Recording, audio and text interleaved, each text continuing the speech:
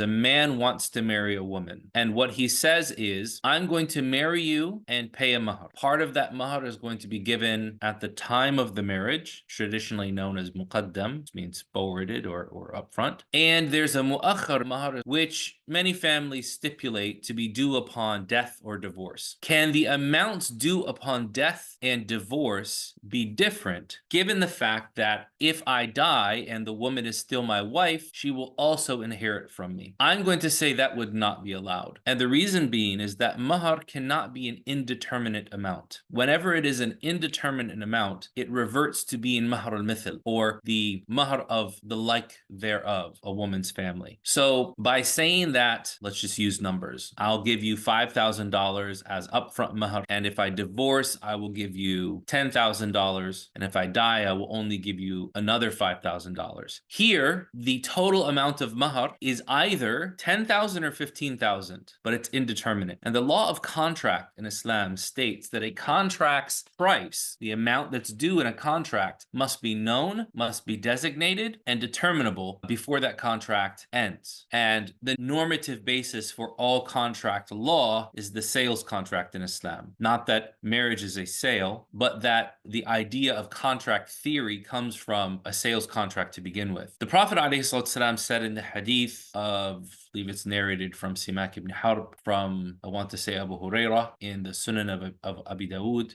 rahimahullah ta'ala, that the Prophet ﷺ said, "Man ba'a bay'atayn fi bay'a falahu aw kasahuma aw riba." Whoever sells two sales in one must take the lower of the two sales, or it is riba. Meaning that a man goes and he wants to buy a car, or he wants to sell a car, and he says, look, I'll sell it to you for 5,000 or 6,000. And the guy takes the car and he agrees. He goes back later on to give him the money. He's going to give him 5,000. The seller says, no, where are you getting 5,000? You said 5,000 or 6,000. He goes, yes, or 6,000. So I'm going to demand 6,000. Here, the price of the contract was indeterminate from the time it was formed. Therefore, the person has to take the lower of the two amounts, or the extra that he has taken would be riba. So in order to avoid this, you should make sure that the amount of mahr is reasonable. Also, that the amount of the is not an unreasonable amount. It's not punitive to simply try to prevent divorce, because you certainly don't want to prevent divorce in the instance where it's a bad marriage. That's why divorce was legislated. At the same time, you want to make the mahr enough to be seriously considered, to be weighty, and so that the husband takes it serious. I've seen lots of men, the moment a woman mentions a very low mahr to them, they don't take it serious. So the mahr should be substantive enough to be taken serious, should be easy enough for him to actually be able to pay it, and it has to be determined in its amount and price and times it would be paid. And so having a different price for death and then for divorce would not be allowed. Allah knows best.